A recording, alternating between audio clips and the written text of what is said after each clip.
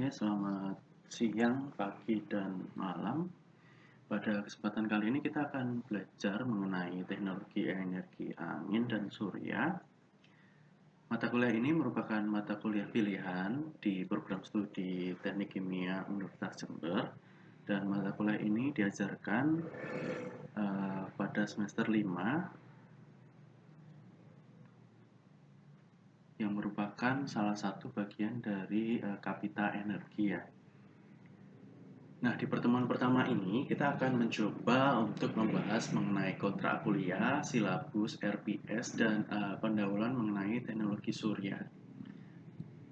Pada bagian sebelum UTS ini, saya akan lebih banyak membicarakan tentang teknologi surya, sedangkan di bagian setelah UTS nanti ada Butika yang akan menjelaskan lebih banyak kepada teknologi angin ya. Jadi nanti ada dua pengampu di sini. Saya akan lebih banyak membahas mengenai teknologi surya.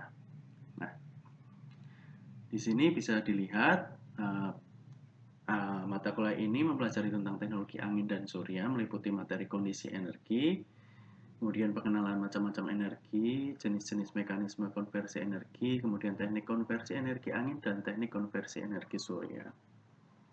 Jadi yang di bold merah, ini yang ditanda merah itu akan saya ajarkan, sedangkan nanti yang warna hitam nanti akan diajarkan oleh Bu Atika.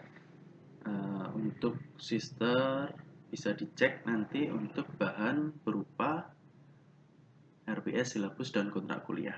Kita mulai saja. Oh ya, sebelum mulai ini ada referensinya ya. Ini ada beberapa referensi di solar energy, energy conversion and management, dan wind energy.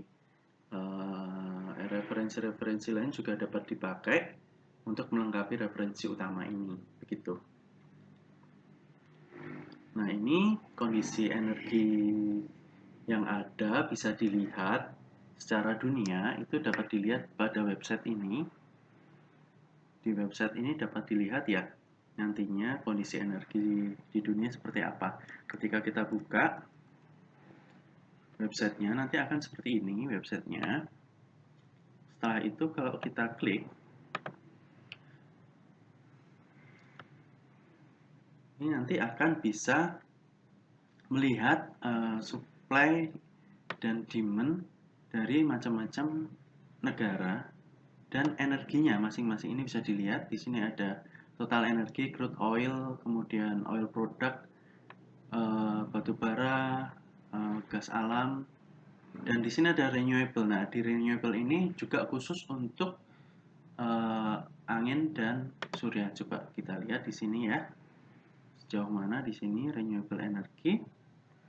Bisa dicek di sini. Of percent of wind and solar bisa kita lihatkan di sini.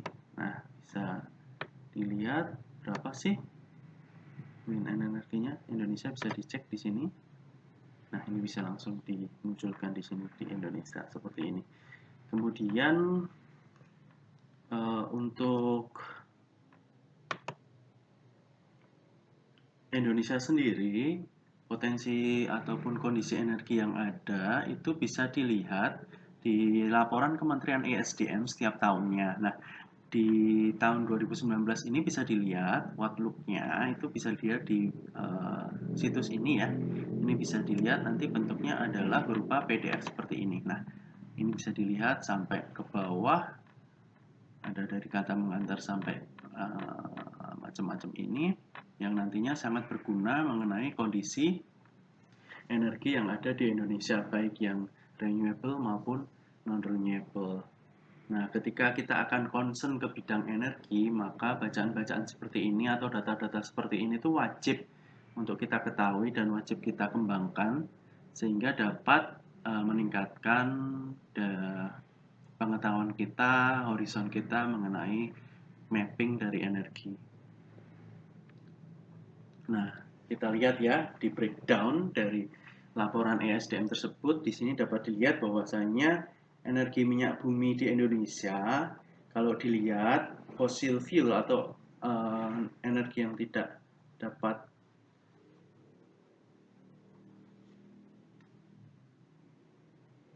digantikan, ini dapat dilihat bahwasanya nilai produksinya lebih kecil daripada impornya dan ekspornya. Ekspor kita sangat kecil, kemudian kita memiliki produksi yang dipakai untuk ekspor dan kebutuhan dalam negeri itu masih kurang sehingga kita impor. Dan ketergantungan impor kita itu adalah sekitar 40% ya kalau dilihat. Ini sangat memprihatinkan karena eksploitasi minyak bumi kita dulu sangat besar-besaran dan di tahun-tahun berikutnya tidak ada penemuan ataupun lifting minyak bumi yang cukup signifikan untuk menutup kebutuhan dari pemakaian minyak bumi tersebut. Nah, ini kemudian untuk gas alam, sebenarnya gas alam ini kita lihat bahwasanya gas alam ini masih memiliki potensi untuk dikembangkan karena kita masih surplus di sini, makanya ada export ratio ya. Di situ dapat dilihat bahwasanya kita sudah mengekspor gas alam tetapi terjadi penurunan dari tahun ke tahun sehingga ini perlu dicermati juga. Harus ada tendensi untuk pindah ke renewable energy karena trennya untuk fossil fuel ini yang tidak tergantikan ini akan semakin lama semakin habis. Jadi perlu ada concern untuk perpindahan ke sana. Nah, ini ada juga untuk batu bara ya. Batu bara ini sungguh sangat banyak di Indonesia. Eksploitasinya juga gila-gilaan. Dilihat dari ekspor rasionya sampai 60%. Nah, bisa dilihat juga trennya menurun, lagi-lagi menurun.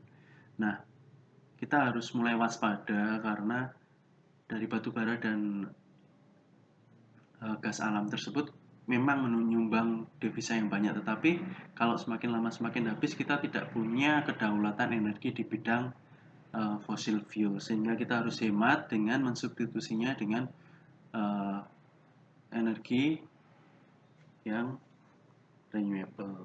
Nah, dari background ini, kalau kita bisa mengganti fossil fuel menjadi renewable energy, itu sangat mengurangi pemakaian dan kita dapat mengurangi neraca ekonomi dari ekspor dan impor, sehingga kita dapat ibaratnya memanfaatkan energi-energi renewable untuk dimanfaatkan dan berdikari tanpa adanya eksploitasi yang besar-besaran. Nah, ini kondisi energi terbarukan yang ada di Indonesia ini sungguh sangat menjanjikan ya. Kalau dilihat di sini ada hidro, itu air, kemudian geothermal atau panas bumi, kemudian ada bioenergi ini dari bio-based material seperti bioetanol dan biodiesel. Nah, untuk hidro sendiri karena Indonesia melimpah juga untuk kandungan air itu sekitar 94,3 gigawatt. Kemudian hidrotermalnya itu 28,5 gigawatt. Ini juga masuk sebagai 10 besar penghasil geothermal di seluruh dunia. Oleh karena itu perlu disupport untuk energi terbarukan agar dapat menunjang Indonesia ke arah yang lebih baik. Kemudian bioenergi ini dapat dilihat bahwasanya potensinya hingga 32,6 gigawatt dan biofuelnya 200.000 barel per day, itu sangat menjanjikan. Nah, ini spesial untuk solar energi dan wind. Ini bisa dilihat bahwasanya sangat potensial sekali ya karena solar energi bisa mencapai 207,8 gigawatt potensial atau bisa dilihat potensial ini nantinya akan dikalikan oleh lamanya penyinaran. Jadi berapa lama sih waktu penyinaran sehingga dapat dihasilkan gigawattnya. Itu sangat bermanfaat sekali nantinya. Dan di wind juga lumayan 60,6 gigawatt. Nah, apabila dilihat di sini potensi dari ocean energy yang berasal dari gelombang atau tidal itu juga lumayan besar sekitar 18 gigawatt. Ini dapat dimanfaatkan semuanya untuk menunjang peta energi dari Indonesia. Nah, ini kondisi energi mixnya dari Indonesia. Ini merupakan electricity yang bisa di-generate dari berbagai macam sumber energinya. Di sini ada hydro power plant, geothermal power plant, solar power plant, diesel power plant, coal gasification power plant, dan lain-lain. Nah, peringkat pertama di sini adalah dari coal gasification power plant ya, sekitar 56%. Nah, hal ini sesungguhnya sungguh sangat ironi ya, karena kalau dilihat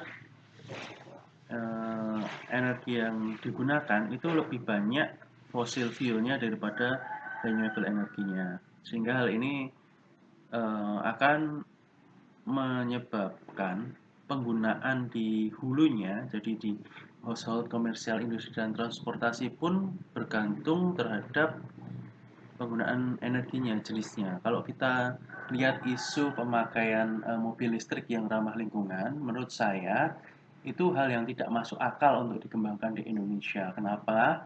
Karena pertama, energi kita mayoritas masih menggunakan energi fossil fuel yang mencemari lingkungan. Yang kedua adalah konversi dari energi itu mempunyai efisiensi tertentu, sehingga ketika kita menggunakan listrik sebagai energi menggerakkan mobil, hal itu akan menambah polusi yang ada. Berbeda ketika kita mengkonversi dari bensin ke mobil, itu langsung mempunyai efisiensi yang lebih tinggi daripada kita menggunakan batu bara kemudian menjadi listrik. Nah, listriknya akan digunakan untuk menjadi mekanis. Nah, itu menjadi beberapa konversi energi karena melewati beberapa energi storage juga yang membuat efisiensinya semakin rendah. Jadi saya bilang nonsens ketika kita menggaung-gaungkan produksi mobil listrik. Harapannya kita harus membenahi dulu bagian hilir di mana potensi energi renewable ini harus dikembangkan terlebih dahulu untuk mensupport sistem di hilirnya. Jangan hilirnya dulu yang kita benahi. Seperti itu. Jadi prinsipnya kalau kita mau membenahi lingkungan, hampir sama. Kita harus membenahi daerah gunungnya, baru kita membenahi daerah hilirnya. Seperti di daerah misal Jakarta. Kalau kita membenahi daerah Jakarta terus tanpa membenahi hulunya, itu percuma. Karena akan tetap banjir, seperti itu sebagai contoh ya. Oke, kemudian jenis-jenis energi itu bisa dilihat di sini, terlebih di energi terbarukan ya. Di sini renewable energy sources itu bisa dibagi menjadi wind, solar, hydro, ocean, biomass, geothermal. Dan penggunaan energinya bisa dibandingkan di situ: power, power, heat, power, power, biofuel, biopower, biobased product, power, heat, yang nantinya bisa menjadi ocean thermal energy conversion, ocean thermal energy, wave, tidal, osmotic, seperti itu. Nah, di sini kita akan membahas wind dan solar yang nantinya langsung menjadi power atau electricity, atau kalau solar bisa menjadi panas. Nah, di sini sebenarnya renewable energy ini masuk dari golongan dari energi besarnya. Energi besarnya itu kita juga bisa sih. Energi itu dari nuklir, dari electrical, gravitational, kinetic, elastic, chemical, light, sound, itu memungkinkan untuk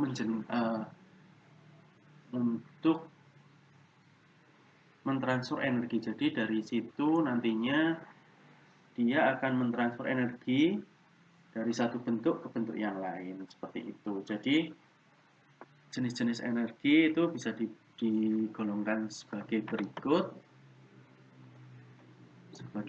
ini, tetapi renewable energinya itu digolongkan sebagai berikut.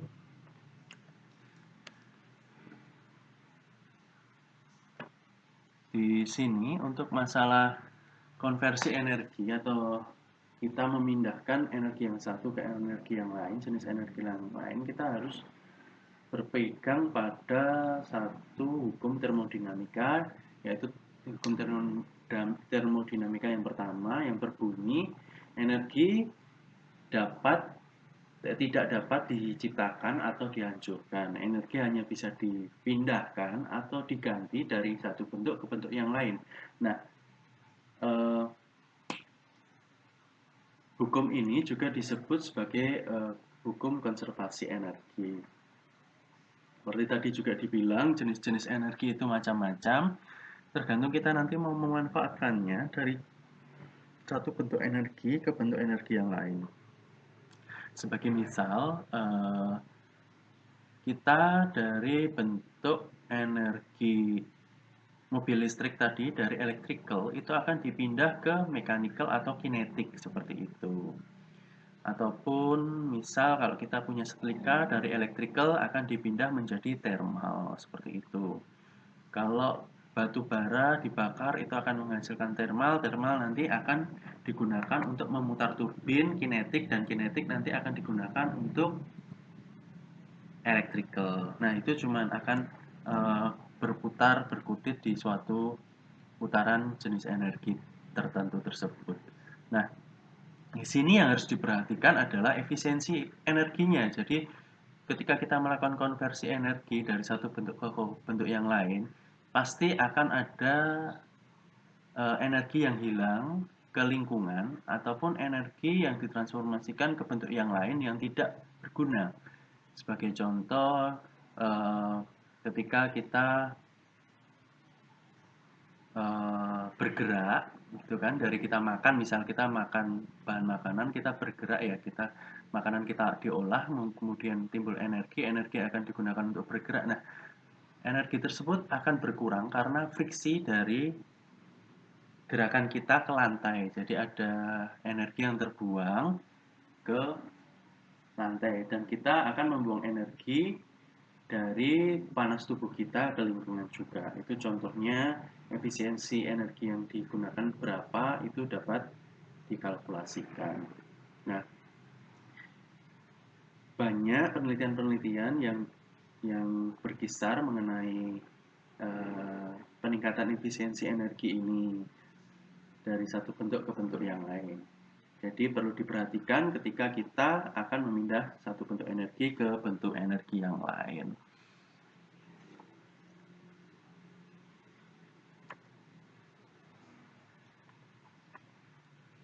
Nah, di sini karena pembahasannya tadi konversi energi, maka ada bentuk-bentuk energi yang paling gampang untuk diterapkan atau diaplikasikan dengan manusia dan kebanyakan itu adalah electrical energy storage technology.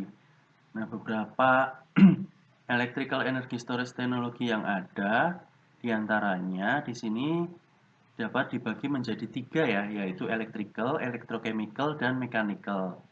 Nah, dari electrical, electrochemical, dan mechanical ini juga dibagi menjadi beberapa alat. Di situ bisa dilihat ada kapasitor, superkonduktor, kemudian ada room temperature baterai, high temperature baterai, kemudian redox flow baterai, potential energy in storage medium, seperti pump hydro, compressed air, liquid air, kemudian kinetic energy in storage medium. Nah, pemilihan storage ini, energi storage ini berdasarkan dari jenis perpindahan energi yang akan dibuat atau akan diproses seperti itu. Jadi dari sini banyak penelitian-penelitian yang meningkatkan kapasitas dari energi storage tersebut. Biasanya penelitian ini akan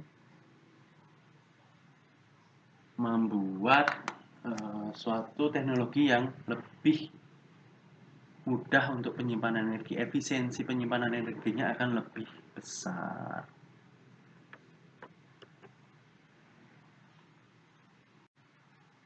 Nah, kita langsung masuk saja ke bagian teknologi energi surya karena bagian saya lebih banyak di sini ya.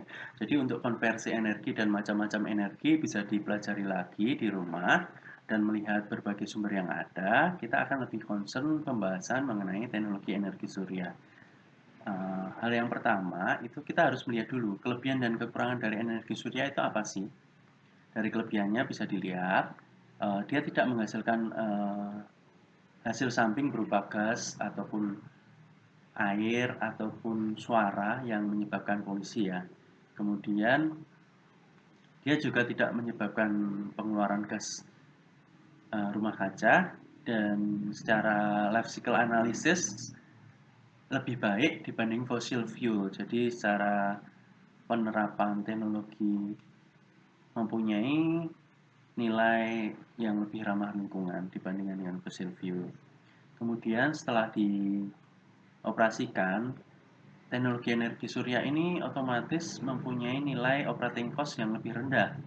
Hal ini karena energi surya atau panel surya itu tidak membutuhkan perawatan yang sangat berarti ataupun penjagaan yang berarti, kecuali kalau diambil orang, itu beda cerita ya.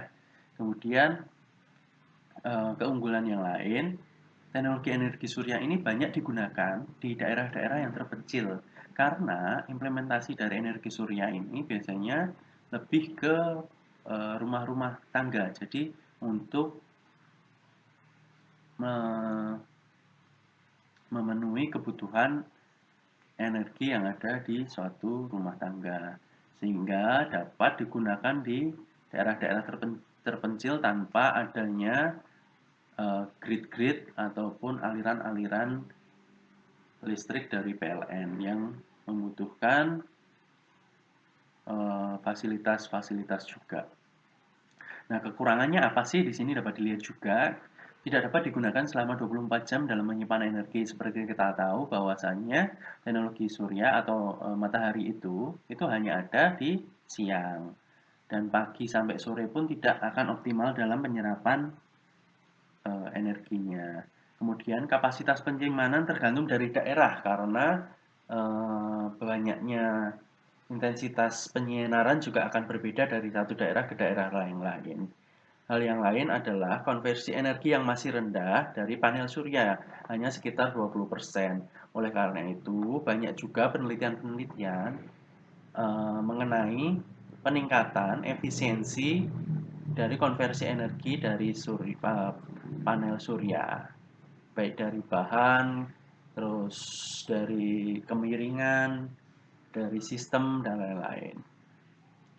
Harga solar panel juga relatif mahal, sehingga fixed cost-nya atau harga awalnya itu sangat lumayan untuk penerapan. Dan perlu perawatan rutin agar panel surya tidak rusak, seperti pembersihan panel surya ketika daerah tersebut mempunyai partikulat debu yang cukup banyak. Partikulat debu ini akan mengurangi luas permukaan dan akan mengurangi efisiensi dari panel surya tersebut, sehingga harus selalu dijaga, dirawat. Nah, kita sejenak melupakan masalah energi surya ini. Coba kita bayangkan apabila matahari itu tidak ada. Kita sejenak membayangkan apa sih dampaknya, efeknya ketika matahari itu tidak ada.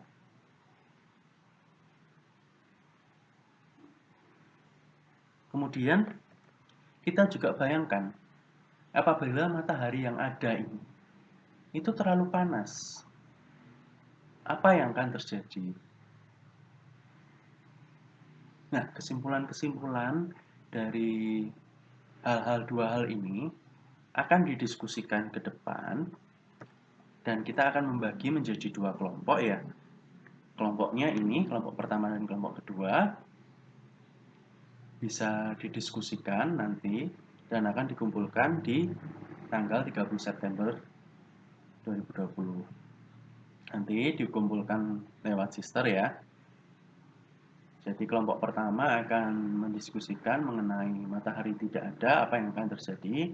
Kemudian kelompok kedua akan mendiskusikan matahari terlalu panas, apa yang akan terjadi. Seperti itu.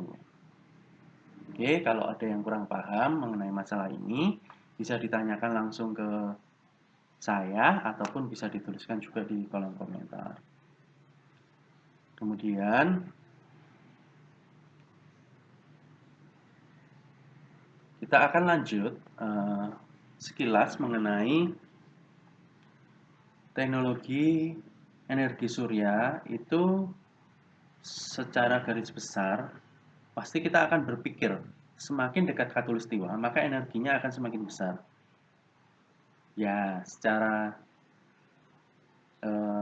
logika akan seperti itu ya, bisa dilihat di sini bahwasanya energi kemungkinan energi yang akan dipanen itu sangat besar di sekitaran wilayah dengan daerah Khatulistiwa. Bisa dilihat di situ Clear Sky Isolation Incident Horizontal Surface. Jadi bisa dilihat 7,5 kW per jam, kilowatt hour per meter kubik per hari.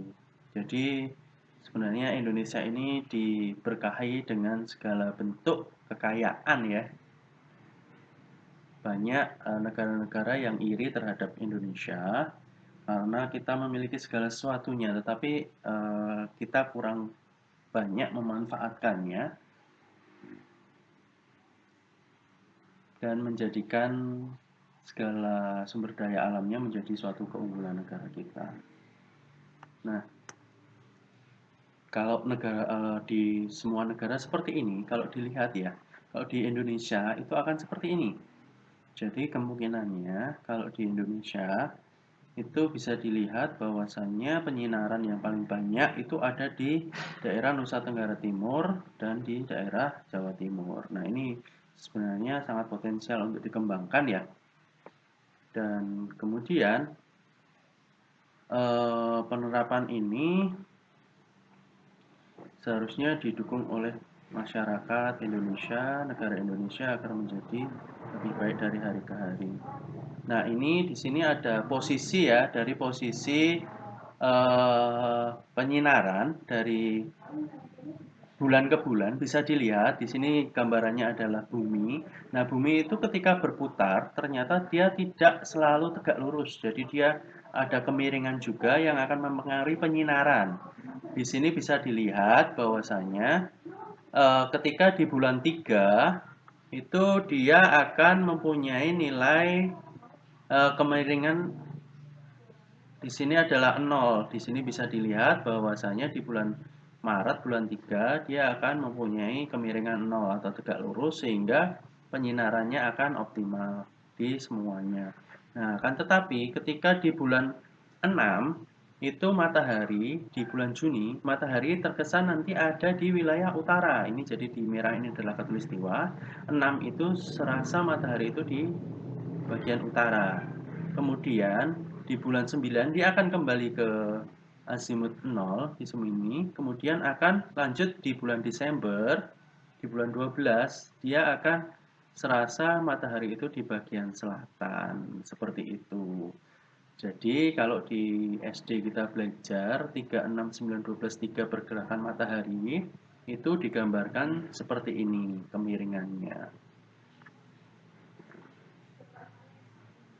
Kemudian kalau ada pertanyaan bisa disampaikan di kolom komentar atau bisa menghubungi saya langsung.